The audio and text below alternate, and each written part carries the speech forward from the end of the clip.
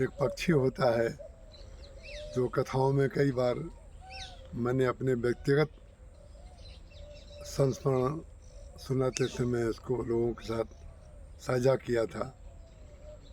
हम लोग उसको पुड़किया कहते थे बचपन में, पुड़किया। हमने अपनी माँ से पूछा था कि अम्मा ये पुड़किया जो बोलती है टुकनू टू टुनू टू, ये क्या बोलती है? उन्होंने कहा बोलती एक है तू, एक है तू, एक है तू। वो ईश्वर की प्रार्थना करती है कि केवल एक तुम ही हो, एक तुम ही हो, एक तुम ही हो, और हम जो हैं वो तुम ही से हैं, ये प्रार्थना। तो अब तो वो पुड़कियों की आवाज़ हमें सुनाई नहीं देती। कभी कभी कहीं जाएं तो सुनाई देती है, लेकिन हम राजस्थान में सूरजगढ़ में आए हुए हैं। यहाँ पर त्रिवेणी फार्म हाउस में आज संध्या काल से शाम को प्रवचन होगा। उस प्रवचन के पूर्व पूजन की तैयारी हो रही है। हनुमान जी के दर्शन करके बाहर निकले। हमने कहा भाई हम अपनी माँ का संस्मरण यहाँ से वीडियो करके भेजना चाहते हैं। तो यहाँ पर वो पुड़कियाँ कम से कम 50 से भी अधिक हैं, 50 से भी बहुत ज़्यादा हैं।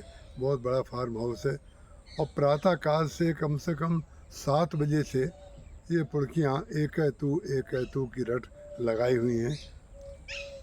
और अभी भी हमें तो सुनाई दे रहा है, पता नहीं क्या मेरे महाराज कि नहीं, एक है तू, एक है तू, अनेक प्रकार की चिड़ियाँ। वस्तुतः जीवन, कला, साहित्य, सृजन सब कुछ गांव से ही होता है। कच्ची ज़मीन से ही सब निकलता है। सीमेंट जो बनता है वो भी कच्ची ज़मीन से ही निकलता है। तो ये जो गांव का जीवन है, ये प्रकृति के बीच में है, जो पक्षियों के बीच में है, जो पशुओं के बीच में है। यहीं से जीवन निकलता है, यहीं से संस्कृति निकलती है, यहीं से कला, यहीं से काव्य, यहीं से साहित्य, यहीं से साधुता जो निकला है वो तो गांव से ही निकला है।